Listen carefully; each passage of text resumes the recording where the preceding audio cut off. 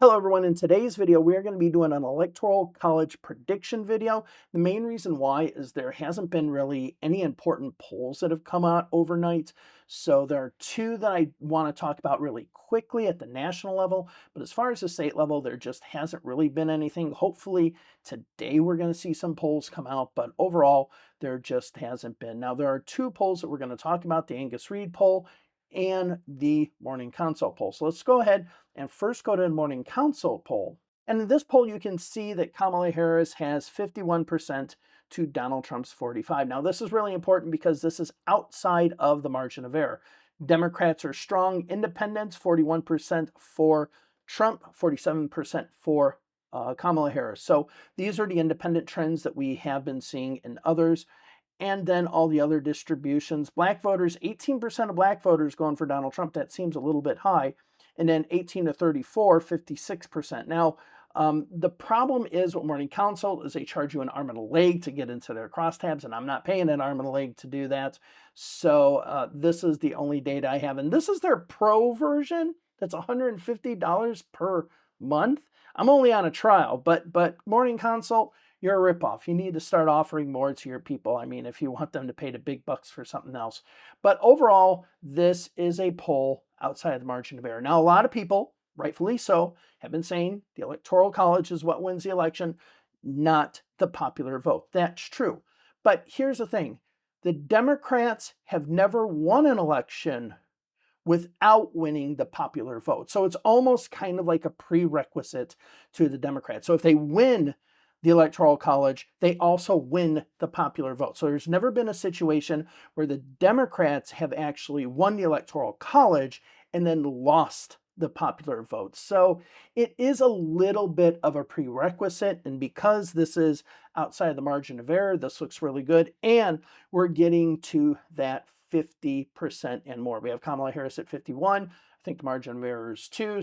You know, if she gets up to 52 in this poll, then that means that even with the margin of error, she has a majority of the vote. Remember, a majority is 50% plus 1.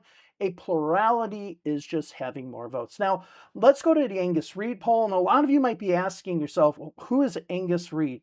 And rightfully so, I totally understand. Now, as somebody who did my master's degree in political science at McGill University in voting behavior in Canada, Angus Reid is a big Canadian pollster, and they are a legit one. You might have seen Leger as well do polls. They're legit as well. So as someone who studied in Canada and focused on Canadian politics as well, I can vouch for them being a legit polling firm. We can see it also has a margin of error 2%, and we see Kamala Harris up 47 to 43. So that means in this poll, when we account for margin error, the worst that we're going to see is a tie 45 to 45. So in this one, she's also, they round up the numbers and probably round down the numbers. So she technically could be outside of the margin of error. We don't know.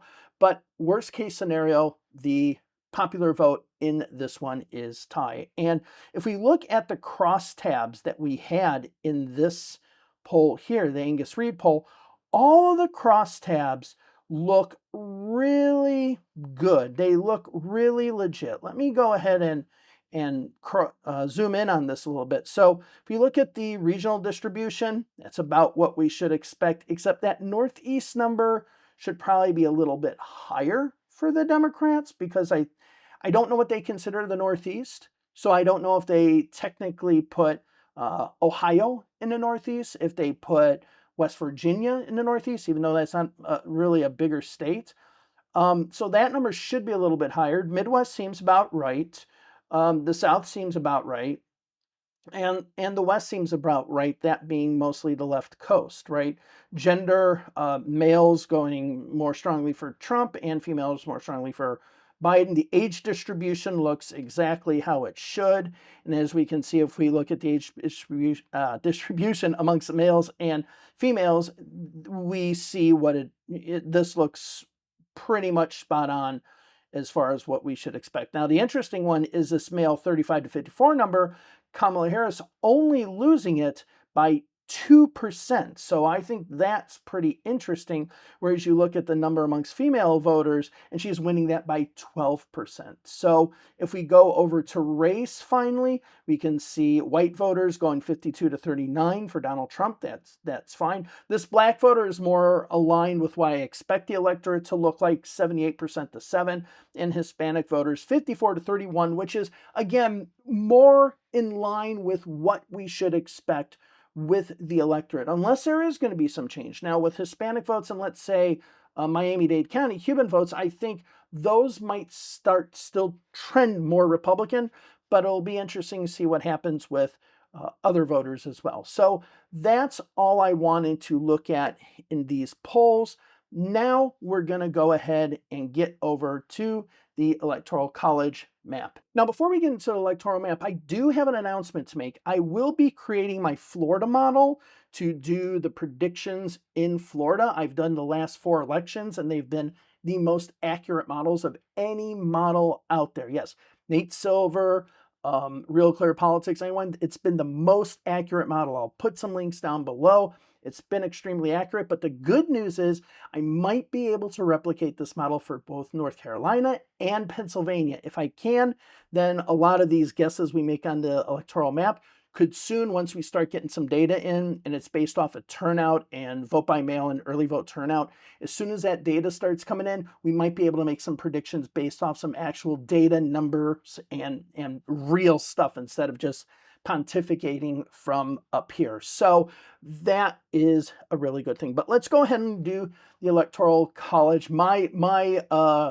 look into what the Electoral College is going to be. Now, I am going to just say really quickly, this is subjective. Now, this is subjective, but I'm trying to make it as much of an informed opinion as possible. So I'm looking at the polls that have been done recently, but I'm also looking at the electoral history as well as kind of that particular state and why it might go one way or the other based on my experience working in those states or just what I know from other people who have worked in those states. So that is going to be it. It's still subjective nonetheless, but I want to make sure that when I do make my choice of a state, I am giving you the most information.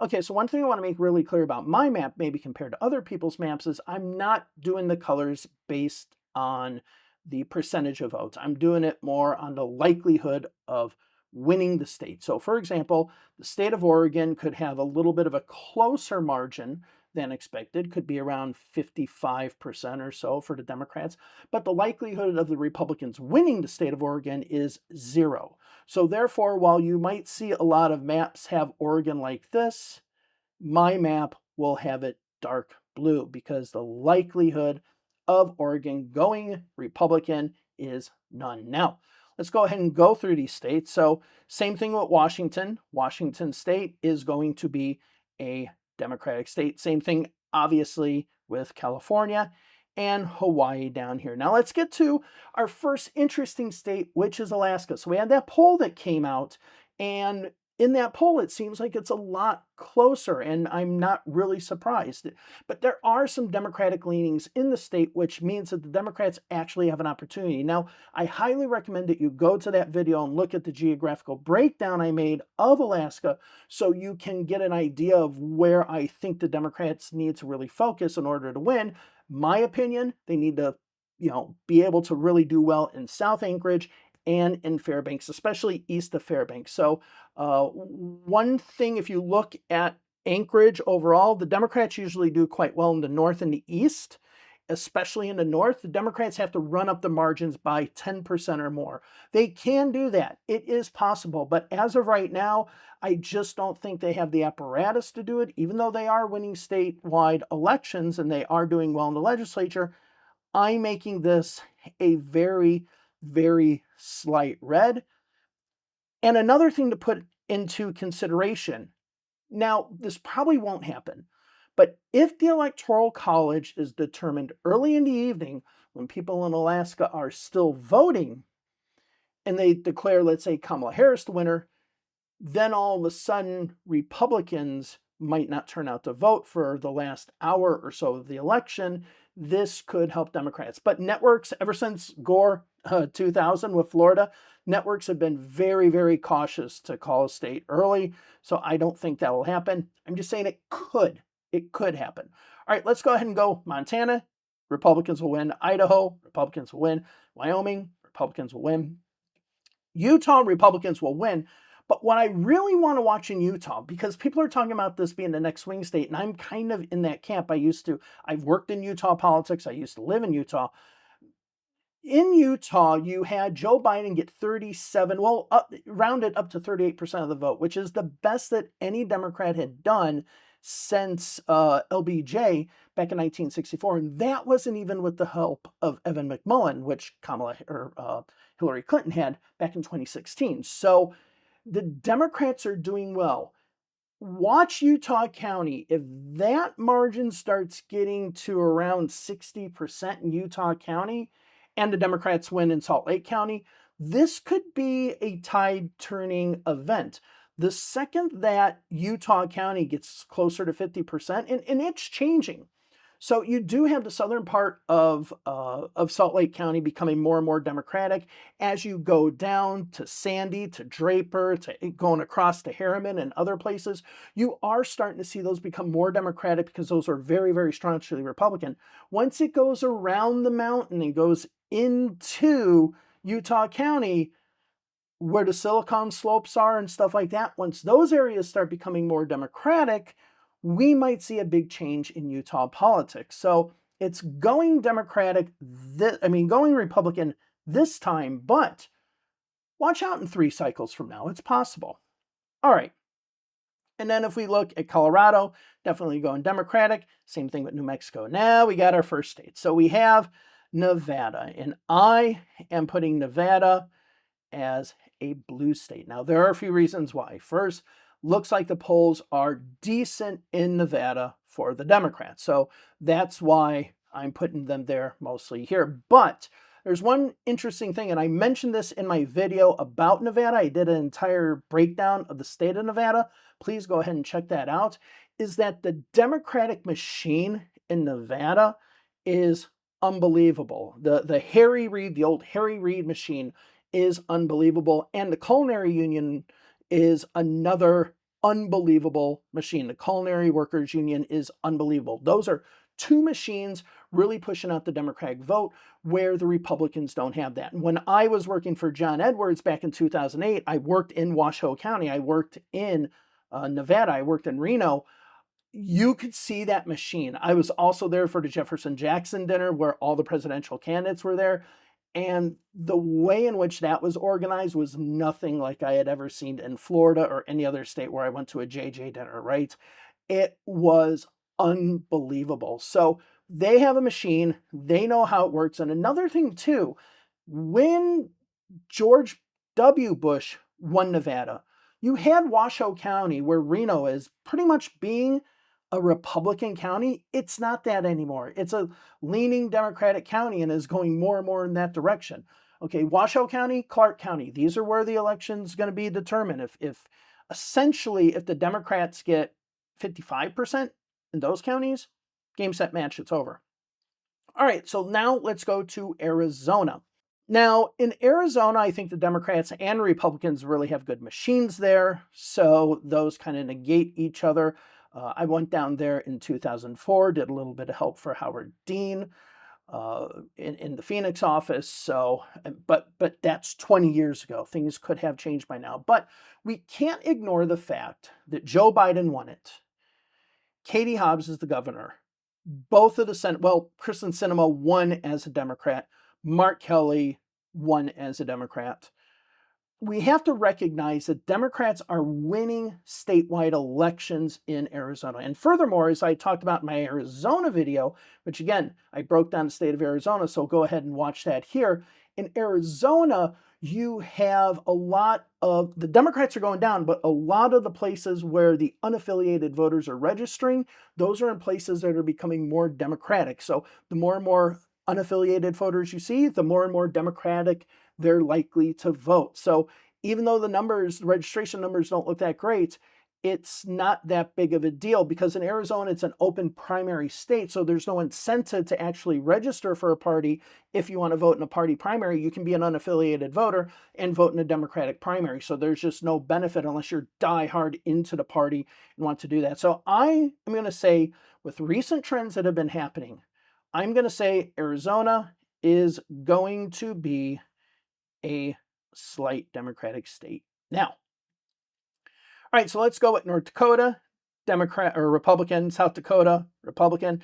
We'll do Nebraska here. So at large, the first and the third, or excuse me, the first and the third, definitely going to be Republican, but I'm going to make the first, I'm going to go ahead and make that first congressional, or excuse me, the second congressional district Democratic. And, Waltz went there immediately, right? So once Waltz went there, he went there immediately. You know what their game plan is. It does look like they can win this. I feel very confident that the Democrats can do well there. Democrats have had elected officials in the past in Nebraska. I mean, they had Bob Kerrey as their governor and their senator. Ben Nelson they had as well. So it's not like they haven't voted for Democrats in the past. If we keep on going, we have Kansas going to be Republican. But again, like Utah, watch Kansas, okay? I'm really interested to see in and around Topeka how that goes. Oklahoma City, I don't know why I said Oklahoma City. Oklahoma, say Oklahoma, Republican. Now, Texas, this is a big one. Now, I'm going to obviously put it Republican, and I'm going to put it that it's more of a likelihood. It's not like a toss-up and tilting one way like we have with Alaska. I think it's more of a likelihood the Republicans will win, but it could be closer and the slight chance for the Democrats to win. Now, where do we watch in Texas? The problem with Texas, as with California, Florida, Ohio, actually, is you have geographical centers just spread out all over the state. It's not like the state of Illinois, where you have the big chunk of votes in Cook County and the collar counties around Chicago, and that determines the election. No, you have the population everywhere here. Now, to me, Texas, the old Texas Democratic Party back in the past, did have a machine back when they had Ann Richards as governor, and she lost with that machine. But after that Ann Richards loss, that was just kind of like a dagger in the heart of Democrats in Texas, and they haven't been able to recover since then. And I truly believe in this situation, they have to rebuild their organization. And the way they're going to rebuild it is going to be totally different than the way that they had the machine in the past. Whereas Nevada, it's going to basically be the same machine, just with new people. This one's going to be a fundamental shift in the people who are targeted. So Hispanic voters, younger voters, something like that. It's not going to be obviously the old Dixiecrat voters. They're not going to be in this one. Now, the place to watch in Texas is, to me, in and around the Dallas Metroplex area, because those are the big suburbs. Obviously, we have Austin, and Austin's going to go Democratic, and some of the precincts around there, as well as Bexar County with San Antonio and Harris County with Houston. But Dallas County is going to be Democratic. Tarrant County went Democratic last time. But watch the surrounding counties in the Metroplex area. If those margins go down, because we're talking about big suburbs. So if we look at Houston, we have some suburbs, but they're not as massive as they are in the Dallas area. So watch how those Dallas suburbs do. Watch how those suburbs in the north part of Dallas do. If those start trending much more Democratic, the Democrats have a really good chance of winning the state. So I am just putting Texas right now in this. I don't think they're going to win it.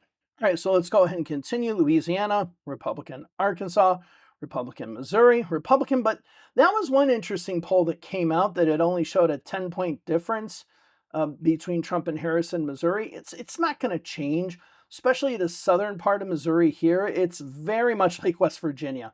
I mean, this coal belt right here along southern Missouri, southern Illinois, all of Kentucky, and then the southern part of Indiana, Ohio, and into West Virginia, and into Pittsburgh and into those areas. those places aren't really going to change right now. So, Iowa, I truly believe that the Democrats have an opportunity to win Iowa. Tim Walz being on the ticket is a big catch. And that Des Moines Register poll that came out that shows how close it is, that can also make the first congressional district and the third congressional district competitive, splitting the congressional delegation. It's possible. I still think that the Republicans are going to win the state. We do have a situation where the Democratic vote has gone down. The Democratic, voter registration has gone down, and it really hasn't been supplemented with nonpartisans voting for the Democrats, unlike in the state of Arizona. So this is the main reason why I still say Iowa is Republican, but I think it will be a lot closer, and there is an outside chance that the Democrats can win it. So actually, let me change that color. I'm going to change it more to this because I still think at the end of the day, the Republicans win this. Now, we got Minnesota. Democrats are going to win that. All right, before we get into the main states in the industrial Midwest, I'm just going to go ahead and color in the ones that we kind of already know. So Illinois, going Democratic. Indiana, going Republican. And Ohio, I mean, even though the polls now, this is a perfect example of what I'm talking about. Even though the polls are going to be close, possibly, there's no chance that Democrats can get over the line and actually win the state. All right, so now let's go ahead and go to Wisconsin. I'm feeling more and more confident that Wisconsin is going to go Democratic. The polls are looking much, much better. You have Tim Walz that can really impact this area. That also makes the 3rd congressional district possibly more competitive. Now, as of right now, I didn't put in my congressional video, which I'll link up here where I go over some of the key congressional districts, because it's still an R5 district, though that means nothing at the congressional level, to be quite honest. But the Democrats aren't pouring a lot of money into there. Now, a lot of people say, oh, money doesn't always buy elections. No, but money can show who's targeting what, right? It doesn't seem like the Democrats are targeting this right now. The cash on hand is basically 4-1 in favor of the Republican. So I don't know if they will do that, but we'll keep an eye. Michigan, another state that the polls are just showing that it's turning more Democratic now. And especially in the southern part of the state, where you basically got from Detroit, Ann Arbor, Lansing, Kalamazoo, and Grand Rapids, this is going to be the key. And Flint, of course, this is going to be the key for Democrats, turning that out. But the polls are looking way better in Michigan, and I think that's what gives the Democrats the nod. Now let's go ahead and start heading into parts of the South. So we got Kentucky, Tennessee, Mississippi, Alabama, South Carolina, all going to be Republican. Now, Florida, I'm going to put Florida kind of in the same category as Texas, because as I talk about my Florida video about why Florida isn't winnable, and I'll link that one up here as well, the thing about Florida is that the voter registration advantage that the Republicans has become so large that it's going to be very hard for Democrats to keep up. Now, once I start getting my Florida model up and running, we'll get an idea of how that turnout looks. We're just not going to know it now. We're going to have to wait for some mail-in ballots to come in to see how that's going to affect things. But as of right now, again, the Democrats just don't have really enough to get over the line. So it's not a matter of polls, it's a matter of votes. And there is this kind of problem, this dilemma in Florida Democratic politics, that Washington doesn't really want to give the Florida Democrats anything because they don't trust the Florida Democrats. And the funny thing is whenever Washington does bring somebody down to the state of Florida, Florida Democrats are like, oh, this person doesn't know Florida. So it's kind of this, cluster F that the D-Trip, DSCC, DNC have with the Florida Democratic Party. I just don't think it's organized down there. But that being said, there's one congressional district, there's one that you want to watch on Election Day at 7 p.m. And I'm going to be doing a live stream of Election Day. Now, I'm going to be on one site. I'm going to be watching the Pinellas County Supervisor of Elections site, and I'm going to be looking at the 13th Congressional District of Florida. Now, there was a poll that came out recently that showed the Democrats winning by 4% from St. Pete Polls, and St. Pete Polls is a legitimate, good polling firm that actually is very open with their data. I've dealt with them before. Very, very good. they show the Democrat up by 4 in a R6 district. Now, the reason it is an R6 district is it used to be Charlie Crist, then they took out St. Petersburg, and now it's more Republican, and it just encompasses Pinellas County.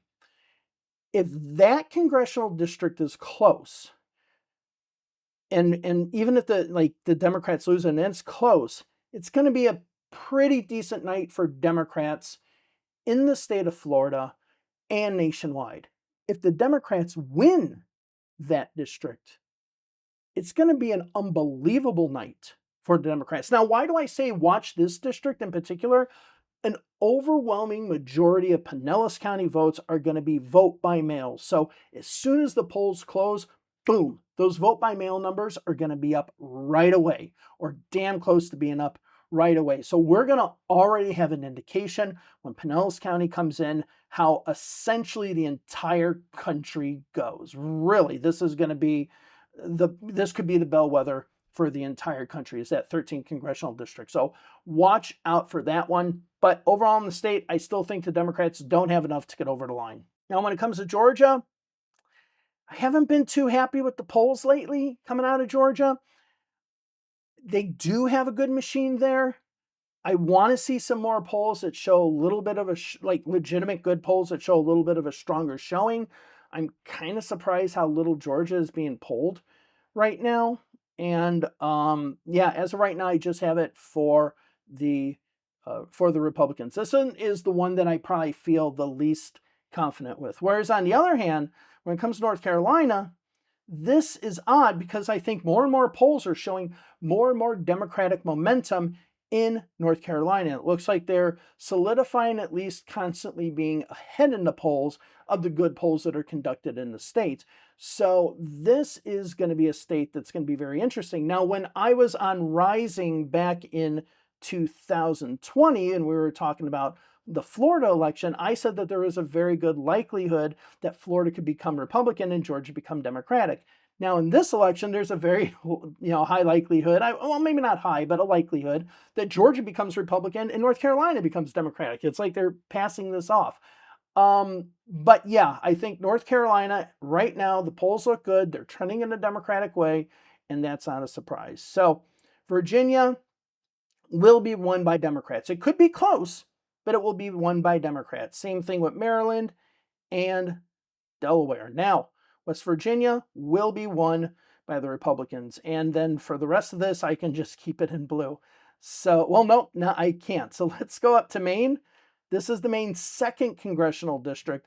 That will go Republican, excuse me, but Democrats will win the state and the 1st congressional district. I'll put the District of Columbia here at 3 electoral votes. Now, if we have New Hampshire, now a Democratic state, the polls look really good. Democrats have a lock on it. This might be the first time that New Hampshire is truly not competitive since 1992. Vermont, Democratic. Massachusetts, Democratic. Connecticut, Democratic. Rhode Island, Democratic. New York, Democratic. We're already at 270. New Jersey, Democratic. Okay? Now, Pennsylvania. Pennsylvania has been kind of off with the polls.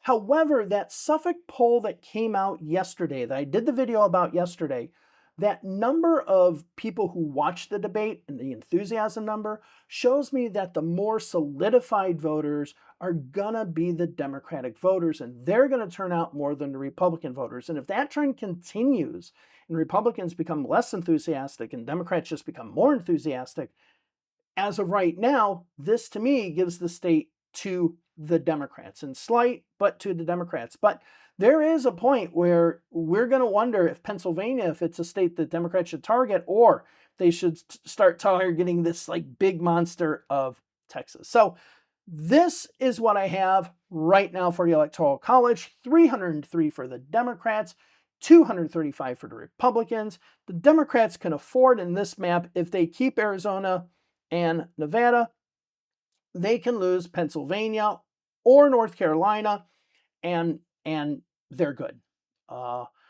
But yeah, this is what I have. This is my electoral map. I'm going to tell me if you want me to do more of these, because I want to, like I said, I want to get really in depth into these. I just don't want to say, oh, I think it's this state because it looks good. I mean, I did that with a number of states, but I want to really delve into some other stuff. I know I could have talked more about Pennsylvania, but I really want to get more data as far as geography is concerned in Pennsylvania to really determine how this is going. And we're also going to hopefully have some vote by mail numbers coming in soon in Pennsylvania and North Carolina, which will help us get a little information on making a more informed decision about those states. All right, so tell me below if you like this type of stuff. I will do it more often. Thank you all very much for joining me. I will see you in the next video. Bye-bye.